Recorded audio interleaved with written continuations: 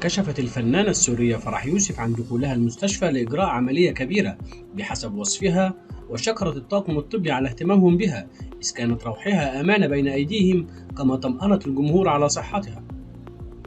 ووثقت يوسف عبر حسابها الرسمي على الانستغرام صورة لها داخل المستشفى، وعلقت قائلة: الحمد لله رب العالمين، أنا هلا صرت منيحة، وصار فيني أخبركم إني عملت عملية كبيرة تحت إشراف الدكتور الرائع عادل قطينة وطاقمه الطبي في مستشفى قطينة التخصصي. بشكركم جميعا على اهتمامكم وحرفيتكم العالية، كانت روحي بين إيديكم أمانة، وأنتم حافظتوا عليها بأفضل الطرق. وأضافت: محبتي وتقديري لكم جميعا، وخصوصا طاقم الممرضات اللي بالفعل بيليق عليهم اسم ملائكة الرحمة، أمرتوني بمحبتكم ولطفكم، وشكرا من كل قلبي على رعايتكم ليا واهتمامكم ومحبتكم الكبيرة واحترامكم لمهنة الطب اللي بتتجلى بكل تفصيله.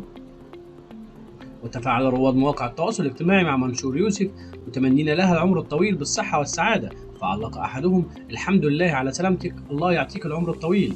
فيما وجه بعضهم الآخر سؤالا للفنانة عن العملية التي أجرتها: سلامتك، شو العملية اللي عملتيها؟ طمنينا.